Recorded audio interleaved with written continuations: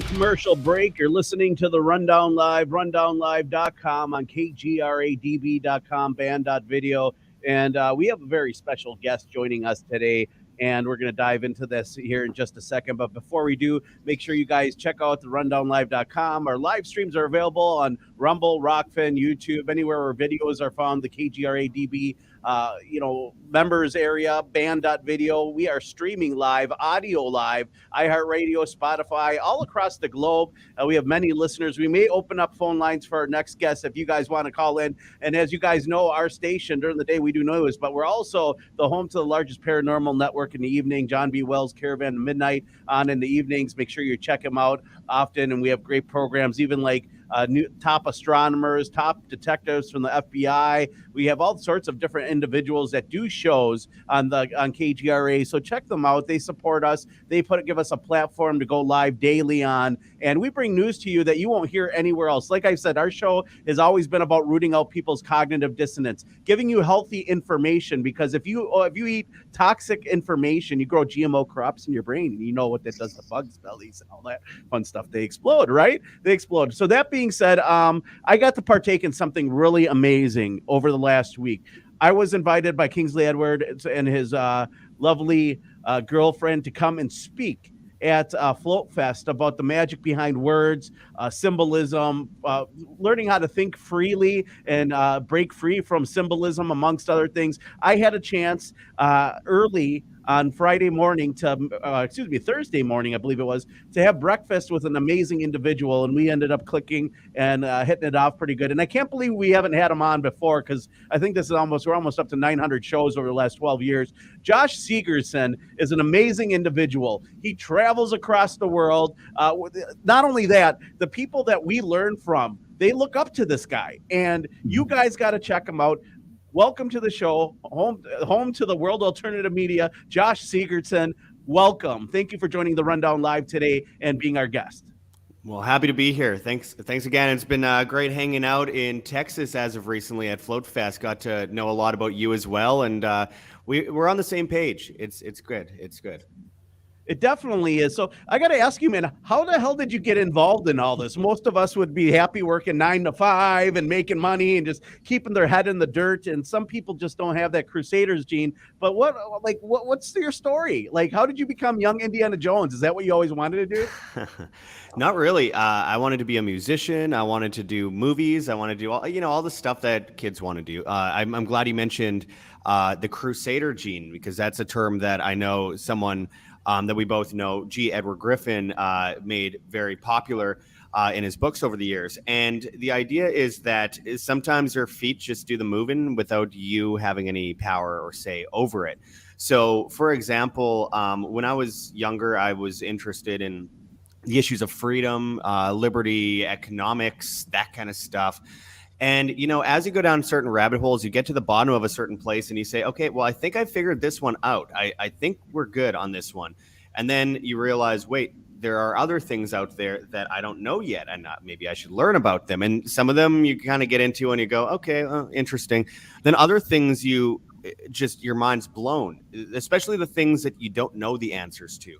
That's one of my favorite things to delve into are the things that you don't have the answers to. So, for example, ancient civilizations popped up on my radar. I'd always been kind of interested in the pyramids. I've been interested in all that kind of stuff. But around, I'd say 2014, 2015, I was about 2 years into my media, World Alternative Media.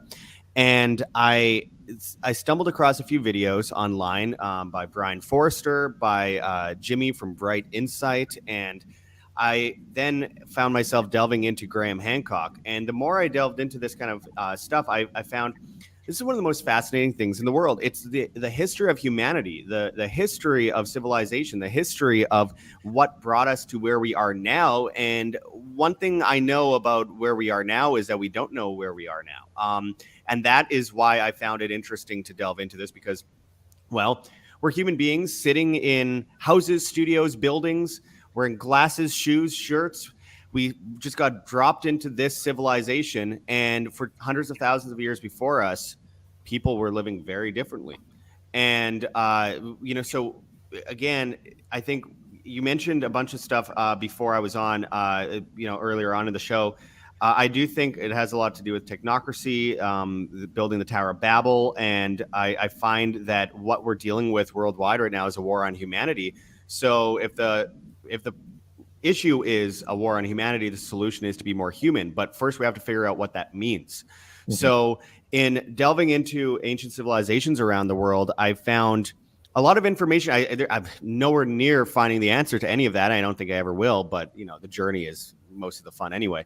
But in researching this stuff around the world, I found a lot of information that changed my view dramatically of the world we live in and what brought us here. And no, not ancient aliens, but vast, sophisticated ancient civilizations that have technologies that we just don't understand now. And by technology, by the way, I don't mean things like an electric light, though it could have existed, or a car or an airplane. Not necessarily. Technology could mean multiple different things. One thing we know is that these people were a lot more sophisticated than we realized. And the more I researched, the more I realized that I knew nothing and I needed to kind of hunker down and figure this out. So that brought me to travel to multiple different countries around the world, through Egypt and Greece and Turkey, and going into the south of Turkey to places like Göbekli Tepe and Karahan Tepe, the lesser known version that's much bigger than Göbekli Tepe. And, all these ancient sites around the world, I found a little bit out from every place I went, including in Italy. I found places in Spain that nobody knew about. I mean, and in the United States, there are tons of ancient sites, and they're all very closely connected to a period of time around the time of the flood. We often hear about Noah's Ark or epics of Gilgamesh or the Hopi flood or the Olmec flood or the Sumerian flood. They all have floods. The Chinese had floods. The Indians had floods. And you come to the conclusion that they were all talking about something that was very much real. They were documenting something. And as time went by, it was watered down and people essentially started believing that it must have been just like a myth, a tale to, create some kind of metaphor of some kind. And what I found is it's backed up by science. It's around 2011, we found out about the Younger Dryas line in the soil, which people like Graham Hancock had been predicting for a long time, since the 90s. But we found a line in the soil worldwide of this thing called the Younger Dryas Catastrophe. And then we found a crater in Greenland by Hyawatha, which showed a massive indent in the soil and in the bedrock. And what it appears to show with the fallout around the area is that we got struck by an enormous asteroid, probably around 10,400 BC, somewhere around that era. And it caused all the ice from the Ice Age to melt almost simultaneously, causing 75% of all mammals in North America to go extinct, and causing tidal waves around the world that in some cases were up to 300 feet high, depending on where you were. That led to fires, explosions, all this kind of stuff that led to a nuclear winter and caused a mini ice age that they call the Younger Dryas Catastrophe. And that is what you find documented in both Noah's Ark. You find it documented in Göbekli Tepe on the stones themselves. I mean, I could rant on forever, but I guess you asked me how I started in this. Well, it's a long story, but I don't know. It was interesting, and I'm like, I should look into that. I should do that. I should go to those places because no one else is going there. And well, not a lot of people are going there, and no one's really going there with just like a phone camera filming underground in tunnels that you're not allowed to film in. And I broke a lot of laws doing this, by the way, and it was totally worth it. It's really interesting that you mentioned that, and some things for our listeners to back this up. Most people don't realize that there's over 100 civilizations on the bottom of the Mediterranean Sea. So where did all the water come from? I mean, that's the first thing I want to mention. We just don't know. We weren't around then until we build a time machine and we can verify that that's accurate and it's the right metaverse per se. It's really interesting in what you're doing. And when you're searching for these forgotten civilizations, none is more sacred than Atlantis. And maybe we'll dive into that a little bit later. But, what you're doing is something that a lot of people wish they could do. They wish they could go travel around the United States. Brian Forrester, not just the United States, but around the world. Brian Forrester is a guest we've had on here on the program a couple of times. He's an interesting individual. He does work out of South America, and he's very involved with the Paracas Skulls, as well as L.A. Marzulli and other individuals we've had on the program over the years. And it's one of those things where you got to carry the torch, because just because you're exposing data, that's a huge thing, because somebody's going to take that data one day and maybe solve the mystery. It might not be you. It might be a generation, might be two generations, might be in your lifetime. You never know. But going to these different places, there's a lot of restrictions. I look at the pyramids, and it's like you can't even go to the pyramids and go on them or near them. It seems like everything is fenced off. But you've over the years have gained the trust of many scholars, many top people in research. In fact, a lot of them you told me they call you from time to time, and I don't mean to delve into our personal conversations too much, but like, it's important to understand that we need to carry these torches, and what you're doing is very important for the progress of finding out the truth, because they want you to believe it rained on the rocks for millions of years, and that's where we came from, is rain and soup on the rocks, and we were dumb apes 12,000 years ago. But what we're finding out is there was a much advanced civilization in a very different way many years ago, prior to 12,000 years ago, and it was destroyed. And Graham Hancock is a very interesting individual, somebody we've been meaning to have on the program. But Josh, that's amazing. So where are some of the places and some of the exotic places that you have been that have really spiked your spidey senses, as far as being like, whoa, the history is different than what we're being told? Right. Well, first of all, I do want to point out, the idea that the dumbed down history of us apparently just coming from apes or plankton or whatever, totally absurd, based in conjecture, basically, if it wouldn't hold up in a court of law. With that said, I would say the most incredible place that I've been is the most obvious one. I mean, it's hard to say. It's either Egypt or Turkey. Because they both have very sophisticated architecture, and both of them, I believe, are directly connected. So I almost feel like, even though they're different civilizations, there's something more to it. I mean, the underground civilizations, which we'll get into in a moment, have a lot of say in this. And by the way, as you mentioned, you can't really just go to places in Egypt and climb up around the pyramids and do all that kind of stuff. Well, during lockdowns in 2020, I went to Egypt. I spent a few months in Egypt in the end of 2020, and no one was there at the time. I'm like the only white guy wandering around in Egypt, and I was there with my girlfriend at the time, and we ended up climbing underground into the subterranean chamber of the Great Pyramid of Giza, because, well, look, money gets passed around, things are done. And I had a few people out there that were fans of mine that were willing to help me out with that. And I also bumped into amazing people like Jimmy from Bright Insight, and multiple other people like Ben from Uncharted X. They were all out there in Egypt on a tour, and I just happened to be living there at the time. So I said, hey, let's meet up. And we ended up meeting up, and I got like ridiculous permissions. Like, just I don't know why, but they just gave me these permissions, and I'm still scratching my head why they let me do what I did. But it allowed me to climb under the Great Pyramid of Giza into the subterranean chamber. It allowed me to go into the Osiris shaft that connects, I believe, the Sphinx to the pyramid, which almost no one has gone into since it was discovered in the 90s. I mean, it was all guarded by the military. They covered it up for a while. And I 100% believe that these tunnels connect not only just with the Sphinx, and which is much older than the rest of the complex, as well as they used to call it the House of Osiris. Now they call it, I think, the Khufu, the Khufu, or the Khafre Temple. But with that said, these tunnels are also the origin civilization of the pyramids. Before the pyramids were even there, they were built on top of these sophisticated underground tunnels in Atlantean times, I believe.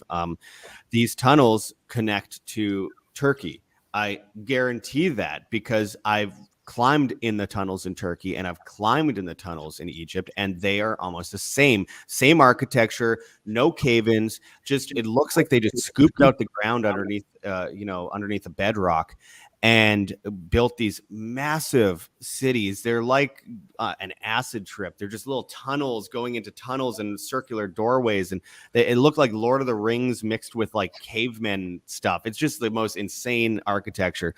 And it's the same at the subterranean chamber of the Great Pyramid of Giza, which I documented in a video, which, again, you can find on World Alternative Media. But I do have a few of these up on YouTube only because they're not controversial. I'm banned from YouTube otherwise. But so I have videos from there. I have videos from the subterranean. Well, it's also subterranean. The Osiris shaft, which would include a 3-tier tunnel system that goes down deep into the ground. It's really far into the ground. And down at the bottom, it fills with water because it's on the Nile River table, which the Nile used to flow right next to the pyramids, and it, I believe, supplied vibrational frequency to power what I believe is a machine, and that is the pyramids. But with that said, it's not there anymore. It was rerouted a long time ago. But you'll still find water at the bottom. You'll find human bones. You'll find giant black boxes covered in some goopy black substance that no one seems to know what it is. And you'll find just constant tunnels deeper into the ground. There's an archway at the bottom of it, which is covered up by stone. And of course, the establishment archaeologists in Egypt claim that there's nothing to be seen there, of course. NBC News went down there in 1997. It was the only time it was on video until I took a bunch of videos of it, and Brian Forrester did some videos of it. We have pretty much the only footage of the place. Back when it wasn't filled with water in 1997, when they sucked the water out for this TV special, at that time, they said, well, there's nothing to be seen. It's just an archway, but it goes nowhere. Okay, yeah, sure. It's just between the pyramid and the Sphinx, and there's just a giant archway at the bottom, and it totally doesn't go anywhere. But my point is that it's directly correlated. I saw the same thing at the Bent Pyramid, Dashur. It's directly correlated with Turkey. I went to the underground city of Derenkuyu in Turkey, which fit about 20,000 people in it. It was about 18 floors down that we know of just tunnel systems. It's huge. It's huge. It took me 7 hours climbing around it. And it's connected to over 250 other underground cities in Turkey alone that connect the Black Sea to Syria. I'm of the belief that those tunnels go through Syria, into places like Petra, Jordan, into places like Saudi Arabia, where they've recently revealed a lot of amazing architectural ruins, and through Israel and into Egypt. And I believe that it's from the same civilization. Now, what was the excuse for this civilization? Well, of course, they said that it was to fend off, warring tribes. Yeah, okay, so these people who are just throwing spears, threw down their spears, built something that would take like 5,000 years to build, because there are people with spears coming at them to kill them. So you better spend 5,000 years building underground tunnels because, that makes sense. So that is the official claim. It's obviously absurd. It's based on, well, again, it's just conjecture. It's assumption. And I'm of the belief that all these are directly correlated with each other, from the Black Sea, possibly even as far north as Ukraine, all the way through Iraq, Syria, all the way to Egypt, and possibly further south into the tribes of Sudan, which are just a little ways below, like the pyramids in Sudan. The Nubian pyramids are only a little bit below where Aswan is, which I've also spent some time, and there's underground tunnels there as well. So I think that the story it could even be darker than we imagine. When I was climbing around places like Derenkuyu, I was climbing underground through this tunnel, and this little kid in this tunnel says, "You should go through that tunnel." And I think they thought it was funny because it was such a small tunnel. And I climbed up and went in there, and the guy who was doing my camera work at the time, Josh Friedman, who's a pretty popular journalist in California, I started climbing through this tunnel, and my chest is on the ground of the tunnel. My back is touching the top of the tunnel, and I have maybe an inch and a half on both sides of me. I had my hands in front of me, and I was dragging through this tunnel with my fingernails for about 20 minutes or so, maybe 25. And I get to the end of the tunnel and I fall out on my hands. Luckily, it wasn't one of the 18 floor drops, which parts of the complex are, because then I would have had to push myself back. Very claustrophobic, by the way. Do not do this if you're claustrophobic. I get to the end, I fall out of my hands, and I'm in this giant room with a giant archway in it. And light just seems to dissipate in this room. You could put a floodlight in there and it's just gone. You can't, it's insane. So I get into this room, and the stairs in this room up to this archway are about 2.5 feet to 3 feet tall each. So first, you have to be an extremely tiny person to get into this room via the only tunnel that goes into this room. But you have to be a giant to climb the stairs into the next room, which looks like a giant aqueduct system. It looked almost like a machine. It's very strange. And I never saw any photos of this place online, this part of the tunnel system. Anywhere. I don't think many people ever photographed it. And it was one of the strangest things I've ever seen. And I would urge people to go to Derenkuyu and climb around there. Be careful. Don't let it collapse on you. But I think there's something strange about that could open our eyes about humanity regarding what we are and if there were subhuman races that live down there. Because as crazy as it sounds, the more I looked into it, the more I was like, this isn't human. This isn't for humans. This is not a system for humans. It would almost look like snake tunnels. It didn't make sense that you would have giant stairs and tiny little tunnels to get to those stairs. I'm not going to go into the, David Icke shape-shifting thing, but I mean, honestly, there's something weird going on there, and it's worth asking that question. How deep does it go? And I think one of the things we need to understand is that the elites of the world are obsessed with this stuff. The Freemasons are obsessed with this stuff. The secret societies are obsessed with this stuff, and they're hiding it from us for some reason. And I believe it's mostly data that has been calculated and written about in the Library of Alexandria and has been backed up in places like Dome of the Mount in Israel, where Solomon's Temple was. I believe it's under the Sphinx, which ground penetrating radar shows a massive room and cavity under the Sphinx. And I believe it could be also at the Vatican archive. But of course, to get into the Vatican archive, most people have to say exactly what they're looking for in detail.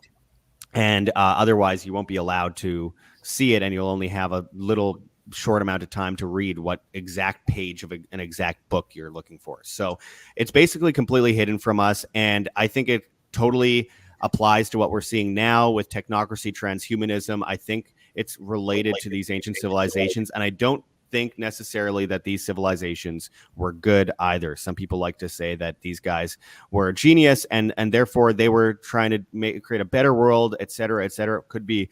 But I have a feeling that there's something dark about our past, and I don't think it's necessarily a good thing. And the more I look into this stuff, the feeling I get, the electricity in the air in the places I go, it becomes clear to me, and I'll go into it a bit later, but it becomes clear to me that there's a very dark energy in these places. Göbekli Tepe, the Hellenikon Pyramid of Greece, and at the Great Pyramid complex in Giza.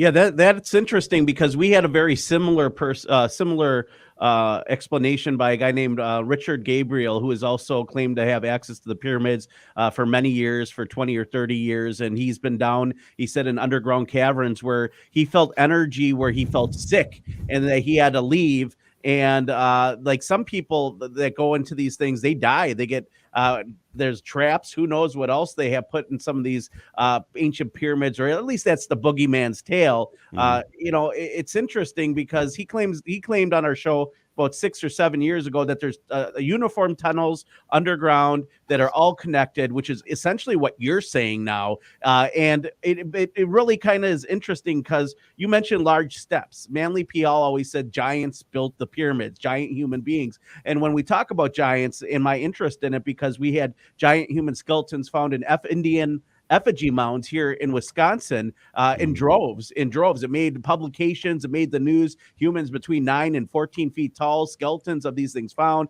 by the Smithsonian and legitimate universities tying them in. I went to the Archaeological Society and Anthropological Society, pulled the handwritten research myself. It's very interesting to see that you mentioned large steps, but I also, something that popped into my mind, just like an energy. There was an article I wrote about, and it was controversial, about what you're explaining, underground tunnels of very ancient antiquity with beautifully paved archways found in Moberly, Missouri, while they were prospecting for, I think, coal 30 feet or 30 stories below the ground. And they were digging, and they couldn't believe that they found these caverns and tunnels with statues underneath the city of Moberly. And somebody said, "Well, it was written on April 1st. It must be a April Fool's joke." But the interesting part is, I contacted the local the local museum in Moberly there, and they said the family that submitted this actually 100% believes that there are caverns underneath Moberly, that it was real, and they actually have the paper and information of the genuine people right there in Moberly if I wanted to ever come look at it. So who's to say that these caverns aren't stretched across all over the world? There was an ancient civilization. This is how they built. They built into the earth. Look at Petra. Look at these things. And I know we're supposed to go to commercial break, but Bill, let's skip this commercial break. We don't have somebody as brilliant as baby Indiana Jones on the show always. So let's just skip the break for a sponsor. This information is very important because this is information people aren't privy to. This is something that I can't generally be like, hey, I'm going to go to Egypt. We're going to climb in a little baby tunnel, and then we're going to find all this awesome stuff there. No, this is you going and doing the next step. You're finding things that have not been found in maybe tens of thousands of years. But I think that there's somebody out there that knows. I'm surprised they haven't sent drones down in this. How does electronics work in these areas? Are they fuzzy? Do they stop working? What's interesting about this? Well, batteries die really fast. That's the weird part. And by the way, for people who are actually watching, not listening, I appreciate the videos that are being shown because they show a lot of the architecture that I'm speaking of and the underground tunnels, because they are absolutely everywhere at the pyramid complex. You go to the Great Pyramid of Giza, and there's this thing called the graveyard next to the Great Pyramid. It's not a graveyard. It's absurd. They maybe used it to bury a bunch of people later on in dynastic Egypt, but they always take old sites and repurpose them for whoever, because in dynastic times, all the politicians, imagine that, they wanted to look like they were gods. So they just basically repurposed places. And we saw that with the Sphinx. It literally said in front of the Sphinx that this thing was refurbished, and they badly translated it to being built and they say either Khufu or Khafre. And it's obviously absurd. But anyway, you do feel energy there. You feel almost like a radiation. You feel almost sick from it after. And I know there actually is quite a high cancer rate around there, interestingly enough, which I found. Though it's easy to mix that up because the area is extremely polluted. Like, it's one of the most polluted places you'll ever see. They still use leaded gas in Egypt. But with that said, you definitely feel sick. And it wasn't just Egypt. I felt that at Göbekli Tepe. I felt that in Greece by the Hellenikon Pyramid, which is a black pyramid that I did a report on that. So I did a documentary there, and it was thermoluminescent dated to being older than any pyramid in the world. And they said it was like 6,500 BC or something like that, but they weren't sure. And then some people were still saying, 2,500 BC. They always try to focus around 3,000 BC as their place because they can't move further back than that because, some guy in 1820 said so. So here's the thing. Luckily I wrote a whole script. I don't usually write scripts, but I wrote a whole script with a teleprompter for myself for the Hellenikon Pyramid because I wasn't sure how much time I'd have there. So I just wanted to be able to press record, have B-roll, and then be able to talk to the camera without having to think too much over what I was saying. Because I'd never been to the place before. There's no guide online to this place. It's close to Naplio, Greece, which was an ancient Egyptian port for Greece. So wandering around there, I got a rental car. I drove from Athens. It was about 2.5 hours, and down some country roads through some weird places, and I find a little church. And next to that little church is this pyramid. Now, this pyramid has been exploded from the inside out, and no one quite knows why. It's black stone, it's polygonal stone. They link together like puzzle pieces, and the inside of the rock looks like it's melted. And there's pieces of the rock from the pyramid many, many yards away, which tell me that something caused it to explode from the inside out. In fact, drawings of this pyramid that go back to the 1800s. Actually, not 1800. Sorry, that was way off. I should say 1800 BC. It's more like that, 2000, 1500 BC, somewhere around there. Old drawings of this pyramid show it also exploded. So it's been exploded for a very long time. I think it was a Greek explorer, Pausanias, went there and said it was just a destroyed pyramid, but it was probably a watchtower to see if people were in the distance. And again, it was like all about warring factions. Maybe it was just to see if you're going to build a watchtower, make it out of wood. You wouldn't spend all that time mining rocks from like practically 1,000 miles away to build this structure. Very, very strange. And I believe it's deeper in the ground than people believe. But anyway, really, really strange place. And when I got there, immediately, when I went beyond the fence towards this thing, which I was totally alone with, my hands just started shaking. And I don't know why. My hands just started, it was like this feeling of being nauseous, sick, and almost like an anxiety attack. And I wasn't sure what was going on. It just felt weird. So I just ignored it. I took video, I got B-roll, and then I put down my tripod and press record and started doing my report with my teleprompter. Thank God for that teleprompter as a 45-minute speech, basically, that I could use with all these clips. I didn't get enough clips because I wanted to get the hell out of there, because when I was there, I started feeling really weird. I was shaking. And then throughout the whole video, my heart was racing. I felt like I was getting a fever almost. And I finished the video. I shut it off, got a few more clips and a few more photos. And I walked away and I got to my car. And as soon as I got to my car, I felt better. But then I'm like, oh, I forgot my bag. So I went back and grabbed my bag. And as I went by it again, immediately I started shaking again. And it's just this feeling of this energy. And I can't quite explain it. And not everyone has this, but I know I had it. And it was something I didn't feel again until I went to Göbekli Tepe. Göbekli Tepe, I felt very similar. I just felt this vibration almost. I felt the same at Karahan Tepe, which is this place in the middle of absolute nowhere in Turkey. It's past Şanlıurfa. It's actually one of the most incredible parts of Turkey, and all farm fields, just rolling hills, beautiful, no internet, totally off grid. And I found Karahan Tepe, and it's still buried underground. It's these giant T-shaped pillars that you see at Göbekli Tepe. There's a place twice as big called Karahan Tepe, and it's still all underground. And you could go and explore on some guy's farm these stones, and you could touch them, and you could. But when I touched them, I felt sick again. And I felt this at all these places. I was starting to think it was a placebo because I was just accepting that this would be something I'd feel. It was something that you'll see on these stones are these bags. They look like little handbags. Now, this is from before around 12,000 BC that we know, as far as we know. 12,000 BC.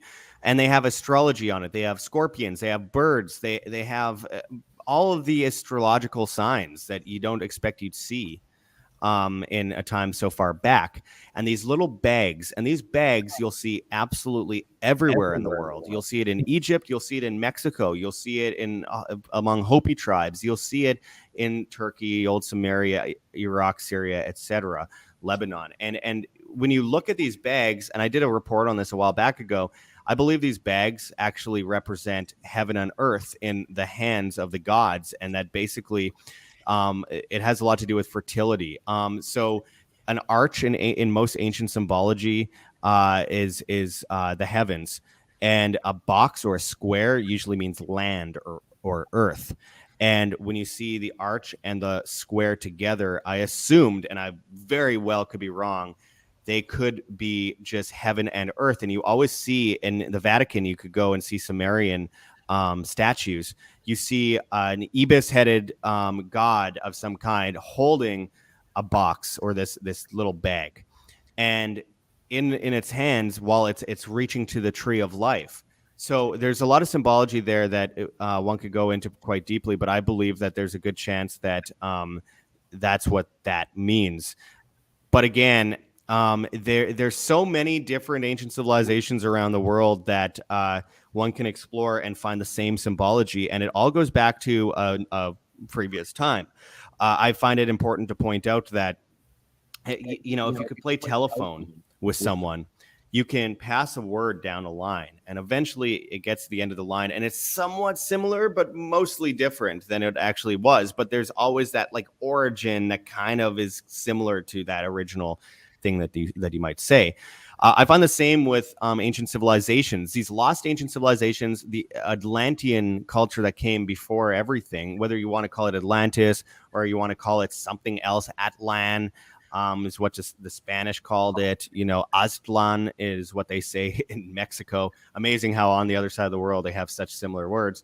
We have Aztlan in Wisconsin. We have the Aztlan pyramid mounds, actually. Yeah. And then there's Ixtlan and places like that. And so I believe that it's a historical game of telephone, that all these cultures got handed down information from survivors of a collapsed civilization, and they all handled the information slightly differently as it went down the line through generation after generation. They all have the same basis, but as time went by, the stories slightly changed, the words slightly changed. And I think that's what we're seeing here with all these civilizations around the world having the exact same, like Zep Tepe in Egypt is like 10,400 BC. Then like Göbekli Tepe is supposed to be aimed at a certain constellation. I forget the constellation, unfortunately, at this moment. There's a lot of them, but at 10,400 BC. You have the Atlantis period supposed to be somewhere around 10,400 BC. The flood. You have, for example, what was it? Noah's Ark. If you place the actual ages of people and kind of rewind a bit, it'll put you somewhere in the margin of error of 10,400 BC from the time of its writing, which I think came from an earlier time, most likely the epics of Gilgamesh. And then you have all these other things. They all match to that time. And then what happens? In 2011, we find out that there's this layer in the soil worldwide from that time of this massive flood and explosion that could have wiped out any civilization, because most civilizations are on the ocean front, on coastlines, for many reasons, survival being one of them, except for in a natural disaster, of course. And how many coincidences can add up before you go, this isn't a coincidence anymore? They were actually talking about a real thing. And I believe that the survivors of these civilizations went and lived among hunter-gatherers, the same people that we all laugh at and go, oh, they have low IQ, they don't know what they're doing, they don't have digital technology, they don't have all the sophistication we have, they don't even have clothes. Yeah, well, they know what it's like to be human a lot more, because they are actually living it every day. They are doing what we've done for all this time, and they can survive in a cataclysm, whereas the majority of spoiled, indoctrinated, weakened people will not be able to survive in a collapse. And that is where I actually draw the correlation between this today and back then. I believe we're going through another one of these things, and that's why it's so important to learn about ancient civilizations and what led to what and where they went and how they look. If you have all these technologies and you go live among hunter-gatherers, imagine you brought an iPhone to a tribe that's never seen electricity before. They'd be like, oh, this guy's either a god or he's a devil. So they're either going to worship you or they're going to kill you. So, I mean, or they're just going to run away in fear, whatever it is. Point is, I believe that something similar happened at a point in time in previous history, where these people were then called the gods: Osiris, Isis, Ra, Horus, all these people. And they're based on real things like being smite by lightning or explosions or, an entire city exploding. Well, surely that was just a metaphor. Well, maybe it wasn't. We see evidence all over the world of a secondary catastrophe on top of the meteor, of melted rock everywhere. In places like Tanis, Egypt, the statues are melted, and they're melted from above, and their feet, the giant feet of statues, are just turned into a pool of rock. And it's blackened, and there's evidence of intense heat. In some cases, it's been crystallized. So when we look at things like that, we have to assume that there were multiple cataclysms that happened at the same time. Was it from outer space? Was it a solar flare? Or was it a weapon of some kind that went off? Why were these rocks melted at the Hellenikon pyramid in Greece that I felt so strange being around? Why were these black rocks dripping rock that had hardened. I mean, people could say concrete. Well, but we are seeing crystallization from intense heat, not something that you just get from concrete. I believe that there's many structures in Egypt that were probably poured in concrete and fossilized. I have actually no doubt a few of the temples, Karnak Temple shows a lot of signs of that. I spent a lot of time wandering around there. But the vast majority of these places, I don't think so. In fact, I would also have to disagree to some degree with Manly P. Hall on the giants creating the pyramids, mostly because if you walk inside, many of the areas of the pyramids are too small for any giant to go through. When I climbed into the subterranean shaft, it's like, I think 79 meters down. It's brutal to go down. If it weren't for the stairs that were recently put in, the wooden stairs, you just slide down and you wouldn't be able to get back up. You'd be dead in there. And they found a lot of bones in there. And in order to get into the final room, the tunnel, if you look at the video I've done down there, you have to climb on hands and knee. And it's basically a very tight fit. And you drag through a bunch of sand and salt, totally crystallized. Everything is covered in salt. And it sparkles. And, it's very interesting. I think that we have to consider that vibrational technology was utilized to build the pyramids, that these obelisks that later got graffiti on it were actually able to, and we've tried this in cloud chambers before. You put miniature obelisks and ring them like bells. If they're precision made, you can actually cause a pebble to float in the chamber. This is not like wacko crazy stuff. This is based on science. In fact, phys.org themselves said a few years ago after a study on the Great Pyramid that it can concentrate and focus electromagnetic energy. These are things that have been proven by science and have been peer reviewed.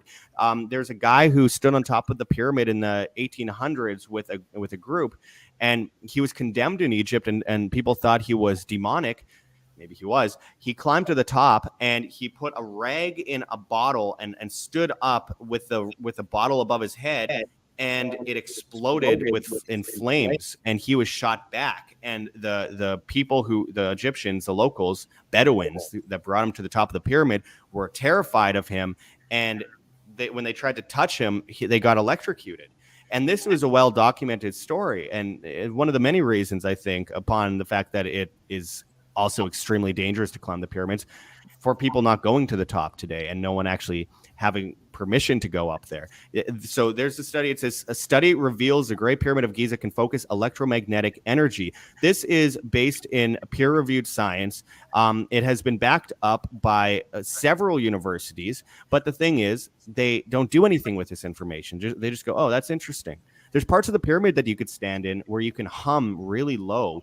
And there's a little right before the King's Chamber, which, by the way, is shaped like a Tesla battery.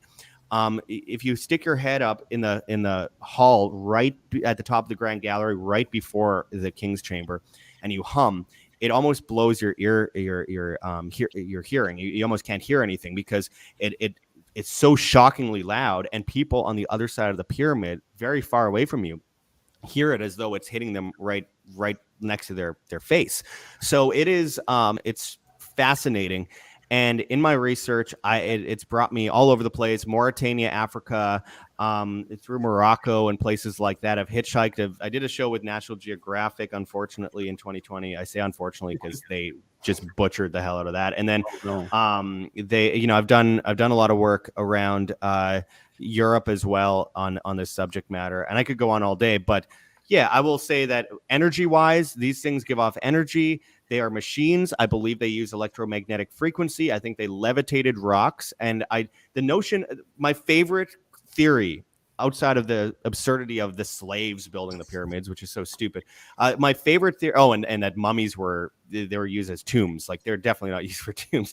But my favorite theory about the pyramids is that people built a ramp to build the pyramids. The ramp this is Harvard University that claims this. The ramp that they'd have to build the pyramids would be bigger than the pyramids. So then how do they build a ramp? Anyone? Well, apparently they sent elephants up these ramps, 80 elephants at a time. And then what? They got to the top and fell off the edge because the theories that the academics put forward regarding the pyramids are just so absurd and easily debunkable.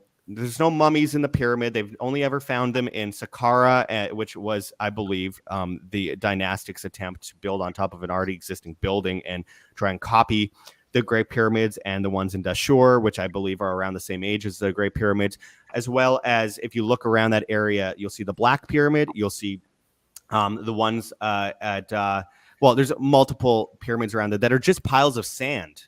They've collapsed because they were badly built. They're not the same as these other ones. We're supposed to believe that the most sophisticated architecture was the first architecture and the later architecture was bad. And it continues to this day. I mean, you see prefab stuff in China. The fact is, we are actually regressing as a civilization, and we're about to see the end of another one with all of our technology. The difference is this time we have no records that are written in stone or in stelas. Anyway, I'm ranting on. Have you heard of the Black Pyramid in Alaska? Yeah, I've heard of the Black Pyramid. So there are several pyramids that are still theorized around the world, where people like Bosnian pyramid is an example. The one in Indonesia, I believe it's Gunung Padang, is another example. There's a lot of examples of these pyramids around the world. There's one that they said was in Antarctica. I don't believe that's a real one. I think it was just the way that light was hitting a mountain when they took the photo. But I have heard a bit about the Alaska triangle, and I've been wanting to explore all this stuff, but the problem was the vast majority of my explorations happened throughout 2019, and then I was able to luckily get a bunch of stuff done in 2020 as well. However, the lockdowns made it almost impossible for me to continue most of my research.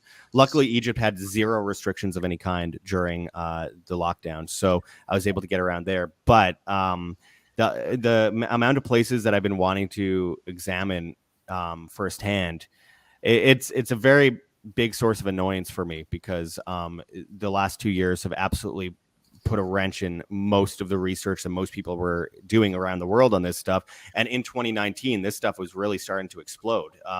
Like the passion, the interest in ancient civilizations was really exploding at that time. And that's what led me to, because, these unknown places that no one's been to, that's what led me in May 2019 to hitchhike through West Africa to the Eye of the Sahara. It's also called the Richat Structure, which many believe was Atlantis. And it's basically 3 concentric rings in the middle of the Sahara Desert, about 300 miles inland on a plateau where the water used to reach, exits to the south, and, mountains to the north. And I went on the ground and I tasted salt off the ground, which everyone's been making fun of me since. I just got made fun of on Joe Rogan a few weeks ago on this, because I think Jimmy from Bright Insight was on Joe Rogan, and he's like, yeah, Josh went there and he ate the salt off the ground. It's like, great. I'm the guy that ate the salt in Atlantis. But are you gonna eat salt on our show? Because we want to be famous too. Yeah. I don't have any around me. You have a preference in salt for our listeners? Pink salt, blue salt, Atlantean ancient salt. Is Atlantean better than Himalayan. Better than the salt that we have? Well, it's like that saying, like, oh, this Himalayan salt is 5 million years old, but the date says it's best before tomorrow. Just my luck.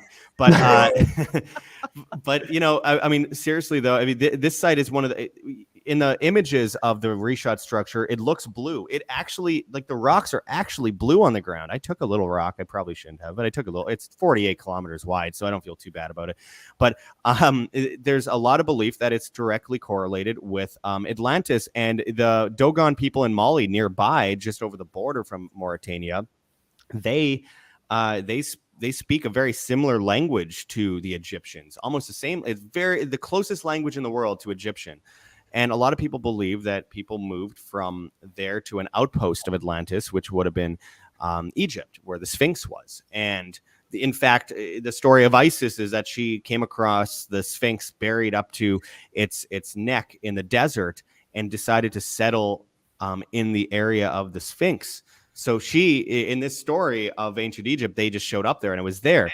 In fact, at the Edfu temple, and I've been to the Edfu temple, it says clearly on the wall that they came from a place called the homeland of the primeval ones. It was an island of concentric rings that was basically flooded and taken over by snakes and reeds, which is almost the exact same story that Plato said about 1,000 years later. So people say Plato made it up and that Solon never actually said any of this.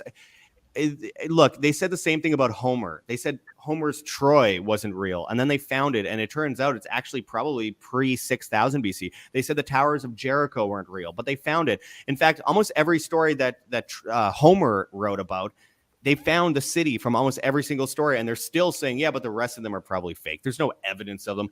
Yeah, well, it's buried underground. It's covered in mud. It's covered in trees. They just found one of the biggest cities in the world back in 2018 in Guatemala, and it's one of the biggest pyramid complexes anywhere in the world.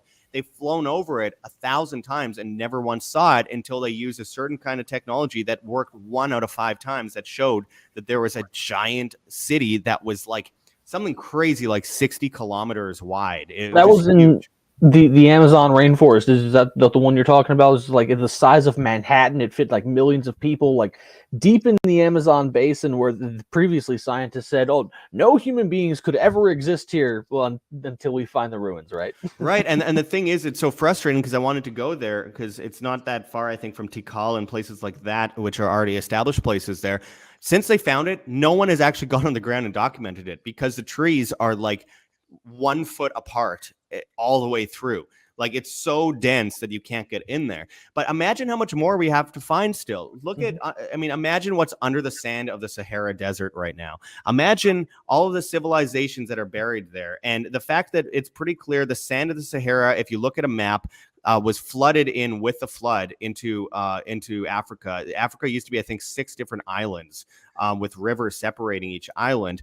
And you could see the old patterns, even on old maps, like the Ptolemy map. But if you look from space on Google Maps, you'll see evidence of this swash of sand going right through Mauritania into the Eye of the Sahara, which, by the way, looks like the Eye of Horus. It even has the brow above it. There's so much to that, and it's so fascinating. That's why I was one of the only people ever to go there on the ground and document it. When everyone said, you're going to get kidnapped and killed. Yeah, but I probably won't. In like most cases, the fear outdoes anything that any reality. So I went there. I hitchhiked all the way there. It was a living hell to go there. I lost most of my money, and also people unsubscribed to me because I didn't post videos for 5 days. It was great, but it's so ridiculous. But I go there. I got 30 hours of footage. I put up a video. I was rushed in doing the video because everyone wanted the video, so I put it up. But I had 4K video of the Richat Structure, and it's one of the most fascinating sites in the world. I tasted the salt off the ground. It is salt. There is salt there. There's seashells there. That seashells fossilized after 48,000 years. And so these were not fossilized, which tells you that the water washed it up in the last 48,000 years, unlike the mainstream that says it was like, 40,000, 50,000 years ago that the flood washed the sand into the Sahara. No. There's evidence that it was from like 6,000, between 12,000 and 6,000 BC that the Sahara became a desert.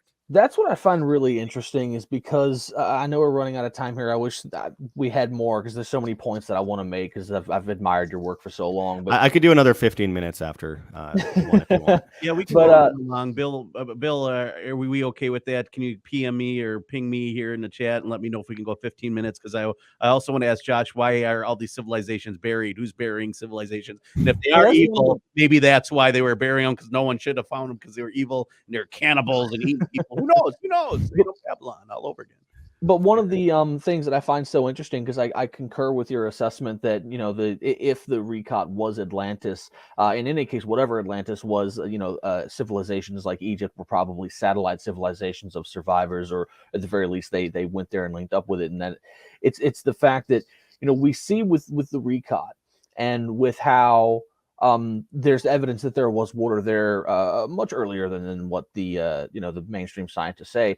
And then we have the water erosion on the Sphinx and whatnot in the Great Pyramid that clearly indicates they're far older than what's currently estimated. So how these things just sort of start to line up and paint a very different picture than what contemporary academics try to propagate with these absurdities is fascinating.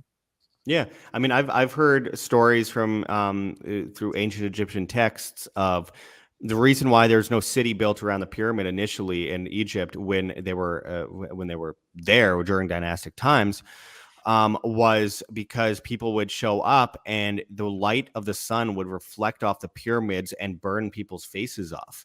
So I've heard extremely interesting stories like that. And, most of them are very hidden because there's so many stelas. Stelas are rocks that have like history written on them. And there's so many stelas in Egypt, and most of them pertain to all these stories of vast energy sources, batteries, essentially, electricity, explosions, things like we hear from the Ark of the Covenant and stuff like that.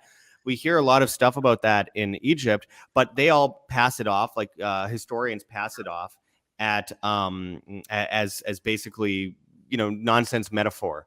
The reality is that, from what I've seen, they pick and choose. They found a piece of stela that said that they renovated the Sphinx. And by the way, that stone is now mostly destroyed. So we're basing it on a pencil sketch of the original writing on it, because leave it to academics to destroy the thing in front of the Sphinx that says what the Sphinx is. But they did a pencil sketch back in the 1800s of it, and we're basing it on that. And it could be easily translated as refurbished, renovated, or built. And they went with built. Oh, it must be built at that time. Okay, well, why? Because you just decided that because the stela right next to it literally said Isis came upon it already built in the desert and it was buried up to the neck. Well, we know that if you leave the Sphinx alone for even 2 decades without clearing it, it's buried up to the neck. It gets buried almost immediately from the Sahara desert sands. So I just find that they really pick and choose what they write about with that. And I'm convinced that these are energy sources. And I've been to places like in Luxor and in Aswan that are absolutely fascinating. Just giant, perfectly precision cut, rocks that were shot like 50 or 60 feet from where they were, and they're laying on their side. There's a big there's an example that I have on my Instagram of one that's just laying on its side, and it's if you measure it, there's no way they had chisels that did this. It's so absurd to claim that chisels built these things. It's impossible. I mean, just looking at the size of the stones, the absolute asinine thought that you would have, even with 1,000 people, to cut that precisely, that large of a stone with primitive tools, it would take their entire life, literally their entire life. Yeah. And if you go to the unfinished obelisk, which is the largest obelisk in the world that we know of, that is in Aswan at the mine that they apparently got a lot of the rocks for many of the temples around Egypt, you will see another unfinished obelisk. There's one that no one talks about. There's actually 2 unfinished obelisks. So the main one was cracked, so they didn't end up finishing it. They tried to cut it in a certain way and it cracked, which why would that mean anything if they could just use concrete? Well, this is how I know that it wasn't concrete, because they would have just been able to patch it. The fact is, it's still, even with a crack, rings like a bell, and it rings all the way to the end, and it's still attached to the ground. So this is very precision stuff. The other unfinished obelisk, which is a few yards away from the most famous one, you can climb down into it and beside it, and you'll see something very strange that you'll never see photos of. And I got to put out my video on this. Seriously, I've been meaning to release. It's been a year and a half almost since I did this report. I've done so many reports in Egypt I haven't released yet because the whole lockdown thing and global your tyranny. series in Egypt was absolutely one of my favorites. I made sure to catch every release because it's just so fascinating, given the fact that, as you mentioned earlier, you're literally one of the only reporters that went into a lot of these chambers, and just the fact that it's not something that anyone investigates. I mean, there's people that want to investigate it. Of course, Graham Hancock is like, hey, why aren't we checking this out? But so few people are not only lack the motivation to do so, but it's also the permissions. And you sort of what you said, how it's you're not sure why you were given the permissions, but thankfully you were. So it's just, well, it was totally ridiculous because people were just like, hey, come with us and join us. And, it's like Jimmy from Bright Insight, who is extremely well known now. But it was fascinating because I guess it was just a passion for it. I talked with people from universities all over Egypt too, trying to get permission to go into some of the, I think, Zawiyat al-Awiyan, which is the underground pyramid that no one's been allowed to see since the 1950s. It was buried with garbage by the Egyptian government and surrounded by fences and military bases.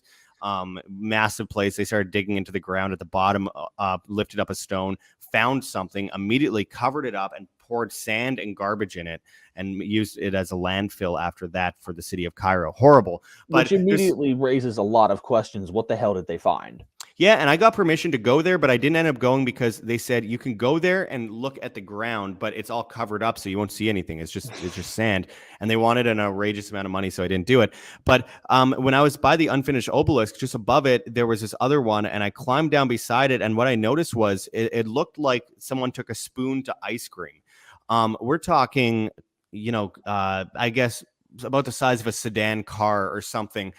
Size scoops out of the rock. It just looks like it was ice cream and they just put a scooper through it and pulled it out. And the process they were using, because you could see them in the middle of the process if you go there, and then just abandoning the project. So it gives you a bit of an idea, just like at Karahan Tepe, you could see unfinished T-shaped pillars. So it gives you an idea of how they did it. I don't know what they were doing there, but it doesn't make sense. And it's made me, I've now more confused about it than I was at that time, because they're just giant scoops. Now, if you're watching, there's Zawiyat Al Aryan on the screen, and you'll see this little basin thing at the bottom of this giant underground building. And most of the photos are from the 1800s because it was buried in the 50s. And not a lot of explorers went there. But there's this basin, and they started going into this basin and digging up one of the big black rocks in this basin. And when they started lifting it up, they saw something that shocked them so much that they closed it forever and buried it with garbage. It's a literal cover up. There's a literal cover up happening there because they've literally covered it up. So I would urge more insight into this and people to really push and petition them to unbury it, because the Egyptian government's actually getting slightly better now at letting people see things like the Osiris shaft, which no one was allowed to see since they opened it in the 90s until 2020. And I got to go in 2020. Also, the Bent Pyramid, no one was allowed to go in it. It was on a military base. You had to get special permission until 2020. Well, no one was there in 2020, so it was really great for me because I went on Christmas Day and climbed through the Red Pyramid and the Bent Pyramid. If you want to be swarmed by thousands of bats, definitely climb by yourself it's like going into the oldest haunted house ever. And it's like almost 20 floors down into the ground, and then you climb up from there into this makeshift wooden thing that's rocking back and forth for like 10 floors up. And then there's a tiny tunnel, and you could climb through that. And it's an echo chamber. I tested everything. I flicked the wall. I'd throw a little rock. I'd hum. I had the whole pyramid myself, just like the Great Pyramid, several times. By the way, that'll never happen again in history. So I feel so proud to have been able to do that, because I'm one of the few people in history in the last hundreds of years to be able to have these pyramids 100% to myself and study them without any noise, any outside anything. And it was an experience of a lifetime, and I'm just so grateful that I was able to do it. I need to get out my documentary on the Bent Pyramid. This whole interview is just reminding me of why I need to do that, because I've been holding on to that footage now for a year and a half, and it's fascinating. But with the news cycle these days, it's so hard for me to focus on the ancient civilization stuff, even though it's incredibly important. Anyway, I'll pass it back.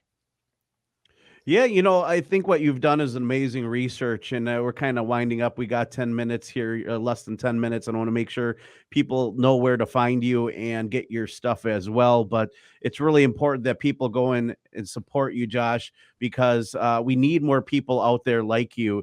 As somebody that's 100% listener funded, we need people to go out there, support you, donate, go out there, and literally you get to follow Indiana Jones on his adventure, and hopefully you get to the Amazon and you get to, because you could definitely fit between those trees. I have faith in you there, John. I gotta eat a bit less.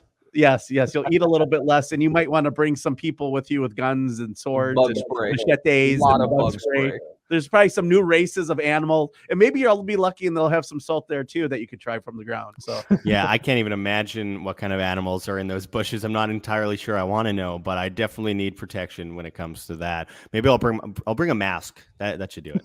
and so why have you been? So I have to ask you a last question, follow up, subtly related, because we recently been censored by YouTube. We've had 2 channels go down, one with over 20,000 followers and millions of views. And the video they got suspended of us was an interview with Hugh Newman and he's been on Ancient Aliens, and he's a big megalithomania dude. And we were talking about how there's pyramids all throughout the world, hundreds of them. And for some reason, YouTube, they banned us because of that video. And you're getting censorship yourself. And what is it that you're doing that's so controversial? Well, I'll tell you, I don't think there's very many people out there other than InfoWars that's been more shut down, because people can't even mention my name on YouTube without videos getting immediately demonetized, in some cases taken down. I see some people get taken down from YouTube and then they get their account back, and they just post like stuff on vaccines all the time, all this stuff, and their account doesn't get taken down. And mine, if I like even refer to vaccine in a show, it's just boom, it's gone. It's really insane, because I started getting hit really hard back in 2019, especially because I was the fastest growing World Alternative Media was the fastest growing independent media in the world at one point. Huge. We were growing at such an insane rate, and we were averaging 45,000 to 65,000 views per video, and we're doing 4 or 5 a day.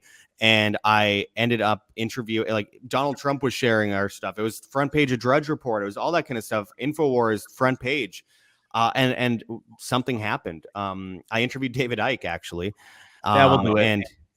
And I interviewed him in February 2019, and we were doing a show debunking QAnon, very controversial at that time, because at that time, well, it was the QAnon stuff was really starting to grow, and we did a thing about how it was like a psyop and that kind of stuff. And what happened was, I posted that video, and at that time, YouTube wanted QAnon videos up. They promoted them on the side panel of every video, so they shut me down overnight. I went from 45 to 65,000 views per video down to 2,500 views per video. They then demonetized me. They bankrupted me, essentially. I couldn't have any more reporters reporting for me. I'm just trying to catch up now.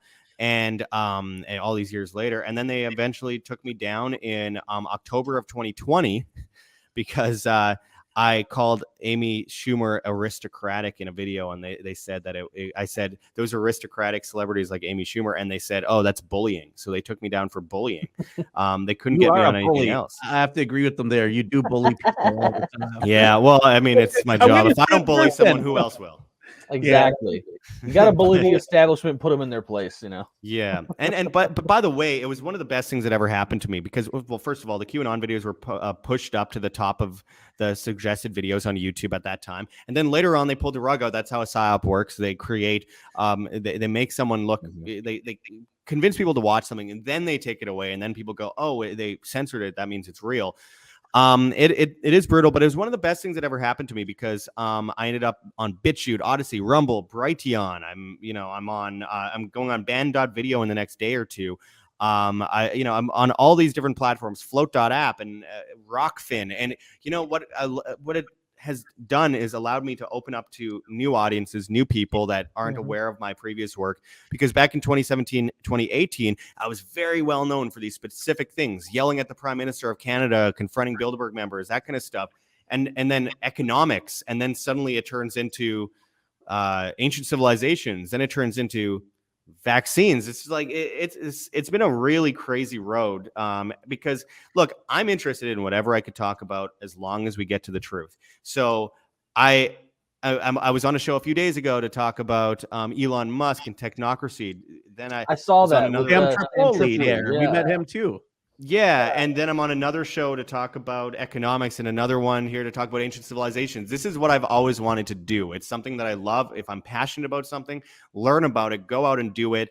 Don't just think about it. Actually put your foot down, draw the line in the sand, do something about it. And this is what I love about the diversity of independent media, is that you can talk about whatever you want, and no one's going to tell you that's not good for ratings. No one's going to tell you that's not good for, you might, alienate this person. That, never mind that. I'm going to do whatever I want because I'm trying to find the truth. And that, as my motto at World Alternative Media is, find the truth, be the change. That is the idea. So I give people information, they can do with it as they please, and I hope it's something. So, where can people find your stuff? Yeah, so they could find World Alternative Media. We're now on Podbean. We're going to be broadcast to Spotify and Apple as long as they allow it. Probably not very long. WorldAlternativeMedia.com, which is launching in the next day or two. And then, of course, we're on BitChute, Odyssey, Rumble, Brighteon, and Rockfin at World Alternative Media. We're on Float.app at World Alt Media. And we're still on Hive and Steemit if people want to find us there. I love Hive and Steemit because they still give people opportunity to make at least $3 or $4 on a post and actually keep independent media alive. So yeah, you can find us on all those. And I'm still on Facebook for some reason at Josh F. Sigurdson. I don't know why. And then I'm on Instagram, World Alternative Media as well. So you can find us there. So you guys out there, make sure you go support Josh immediately after the show as we're wrapping up here. And I just want to mention that tomorrow we have Michael J.S. Carter joining us. He's been on Ancient Aliens on History Channel, amongst other things, for Freaky and Fringe Friday, as we always have Freaky and Fringe stuff on Friday for you guys to feed your brain with. And if you guys got questions, reach out to Josh. He's very personable. He'll love to try your salt as well. So if you have that, I'm sorry, man. We had a tag team there. Give you a little fun on the salt. But he's a great guest. Like literally somebody I've met in person, genuinely good heart, good person. He's going out there and literally he likes to call out the bullshit like we do on this program. We had no problem calling Cobra water fake news immediately when it came out, except for Don Vi was drinking bottles of Cobra water. I'm surprised Band.video and other people there it is. There's the Cobra water. Wait a second. I was allowed to swear this whole time? Shit. All right. Well, certain words. That being said, thank you so much for joining us on KGRA, the world's largest paranormal and talk radio network, but we're the normal news guys in the morning. Look forward to hearing from you and having you back on to talk about maybe transhumanism. As you know, I ran as a candidate for president for the Transhumanist Party, debating ethics. So all that and a whole bunch more. Josh Sigurdson is our guest. Find him out. Find him on the internet. Find him anywhere where he's at. That is the World Alternative Media. Great stuff. Thank you for joining us here on the Rundown Live. You guys stay blessed. Have a good day and do something wonderful for somebody you don't know and reach out to those people you don't talk to every day. We need human contact. Guys, have a good night.